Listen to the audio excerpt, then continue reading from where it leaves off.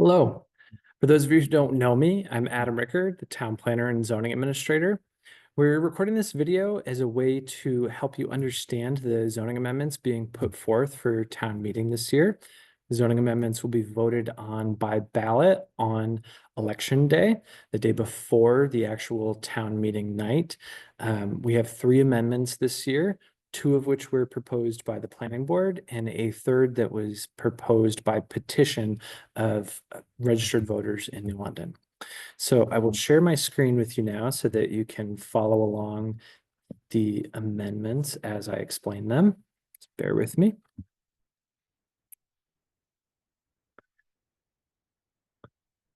All right.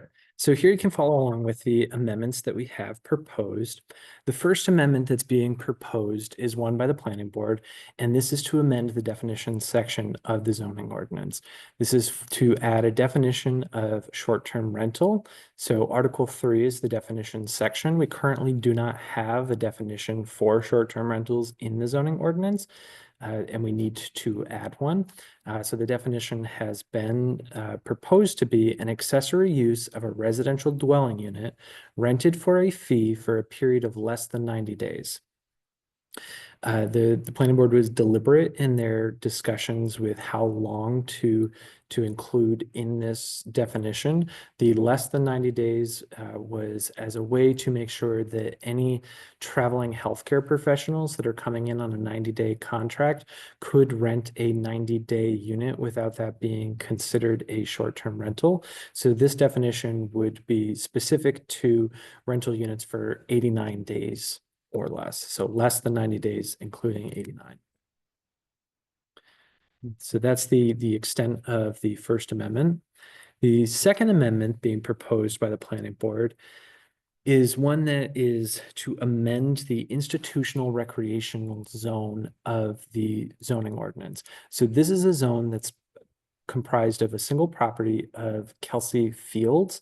So on Seamans Road, you're probably familiar with the Colby Sawyer College Athletic Campus, which is the Kelsey Field Athletic Campus. This has a special zone that allows for very specialized use of the property. This has been in place for quite some time, a couple of decades at this point. About 6 months ago, the college approached the town and said that they really needed to start the process for potentially lighting the Sally Veach track and field, which is the turf field in the middle of the athletic campus. And so their first step after that was to organize a meeting with neighboring properties and people in the neighborhood that might not directly abut Kelsey Field. And so the last fall, there was a meeting down at the athletic pavilion, just of neighbors and the college, to sort of have the first discussion of what field lights could look like and what they would be approaching the planning board to ask for their help in proposing an amendment for. So those conversations went well, and so Colby Sawyer ultimately came to the planning board, made a very similar presentation to make a proposal to amend the zoning ordinance to allow for field lighting. So Colby Sawyer is currently the only school in its division that does not have field lighting, and they felt like this was a really important piece of their recruitment and retention policy for student athletes. And so they felt like it was the time to explore this possibility, given that lighting technology has changed dramatically.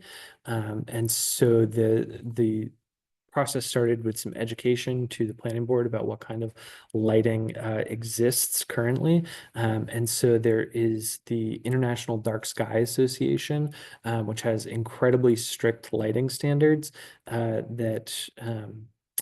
that really control the amount of lighting trespass so that there is no light trespass outside of the field, and really controls the dark sky that those of us who live in rural New England enjoy.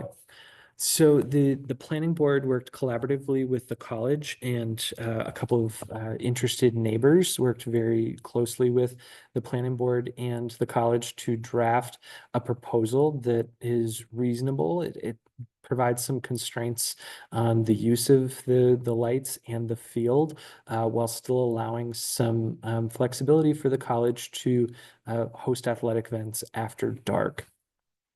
So there was a lot that went into this conversation. It's important to remember that the fields are not utilized in the colder weather when there's snow. So this usage is really spring, summer, and fall. However, this summer there are not student athletes on campus, and of course, daylight lasts substantially longer in the summer.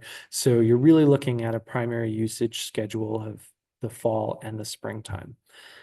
So with all of that in mind, we can go through some of the proposals. I would encourage you to read the proposal in its entirety. It's not terribly long, just in case I don't hit on everything. So there were some required definitions as part of this drafting that will need to be added to the Article 3 definition section of the zoning ordinance, which you'll see right in front of me. They include defining what is field lighting, what is dark sky compliant lights, what is an athletic event, what are the access roads and parking areas, so that as we use those terms throughout the zoning ordinances, we have specific definitions to look back to. So when we get into the actual amendment of Article 10, the first thing that was required is currently as it's written, is language that says that the access roadways and the fields must be unlit. So obviously, if we are going to be allowing lighting, we needed to eliminate those references and add that field lighting on the access roads and on the parking areas is permissible. So that is the first section there under the uses permitted. When you get into section B, the lighting, you get into the actual particulars of using the lighting and what that looks like. So there's a number of safeguards proposed in here, one of which being a lighting schedule, that the lights would be allowed to be used Monday through Saturday until 9 p.m. There may occasionally be a time that a athletic event goes into overtime and that, they're 10 minutes off schedule, but the ordinance requires that the athletic events be scheduled to make a good faith effort with expected compliance to the 9 o'clock deadline. And then we speak to the overtime and the shutdown process that would occur.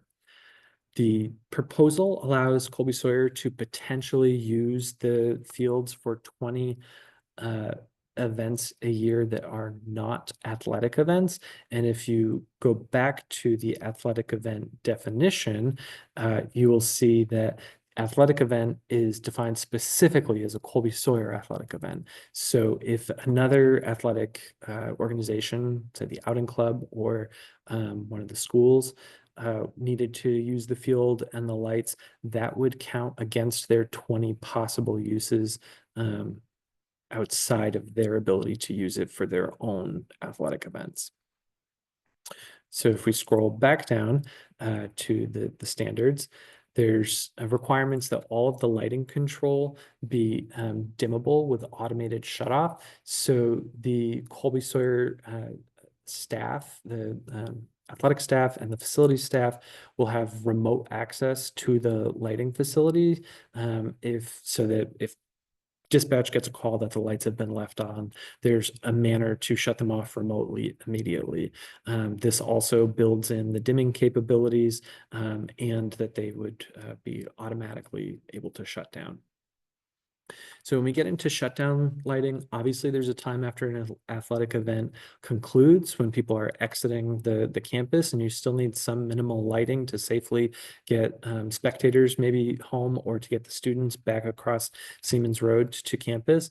And so there's parameters in there to control how much time after an athletic event you can actually leave the lights on. So if you don't need to go all the way to 9 o'clock, we're not just leaving them on until 9 o'clock. If in the fall it's dark at 4:30, 5 o'clock, you may need the lights, and all of the activities are done by 5:30 or 6 o'clock, that those lights would not stay on for the additional time, that there's a 30-minute after conclusion that the field lighting must be off, and 45 minutes after when the access roads and the parking lighting must be off, to encourage people to leave the site and to move on.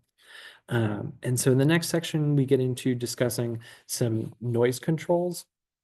So not only maintaining the dark sky compliance, but the noise level for neighbors was a concern. And so we wanted to make sure that there were parameters that were built into the proposal to control that. So noise from events at the athletic campus at any time must not exceed a maximum decibel level of 70 decibels as measured at the property line of adjacent residential neighborhoods. And then additionally, the PA system cannot exceed 65 decibel at the property line adjacent to the neighborhoods.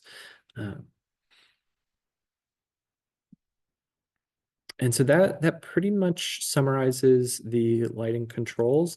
The college and the planning board are hopeful that this is supported. It was a cooperative effort, and we were fortunate to have some of the interested neighbors participate in the drafting as stakeholders. It was an important soundboard to hear concerns and to be able to adapt to concerns that likely most of the neighborhoods residents shared. The third amendment is the amendment that's being proposed by petition. So this amendment looks to rezone the properties occupied by Angeli and Associates and a portion of the property occupied by Spring Ledge Farm. So though as you pass by on the street, you may assume that they're zoned commercially given their uses, but they're actually not zoned commercially. They're zoned R1 urban residential. And so the businesses felt that it was important to have the land use zoning match the actual land use in existence. As I'm sure you're aware, those two establishments have existed in those locations for many years.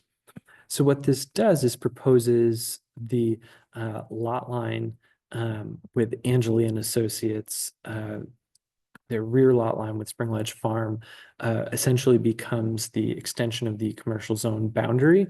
And then the commercial zone area stretches sort of across the back of the Spring Ledge Farm stand. So it's not the whole Spring Ledge Farm property itself. It's really just the farm stand area. And so you can see the measurements on there. It's about 140 feet deep and about 175 feet deep, matching the corner pin of the adjacent property. And so this extends this commercial area to allow for the zoning to match the land use. This doesn't change the ability of either of these businesses to operate. Spring Ledge Farm is subject to some private easements and covenants with their land that supersede zoning. So it really does not change their operation in any way. And the Angeli and Associates building being a legal non-conforming use with their professional office, this does give that building additional latitude for a different commercial use down the road potentially. So this was proposed by petition. So when that happens, the planning board has to opine on whether or not they support the petitioned amendment. And in this case, by unanimous vote, the planning board did support the petitioned amendment to change the zoning in this area from R1 to commercial. So that is the extent of the 3 zoning amendments being proposed at town meeting this year. So again, you will vote on this by ballot, and that happens on Tuesday, March 11th. And if you have any questions, feel free to reach out to those of us at the town office. We'd be happy to answer them. The language is posted on the website. It appears in the town report, and we are happy to get you a copy of it. So again, thank you for watching, and I hope you found this to be a helpful video.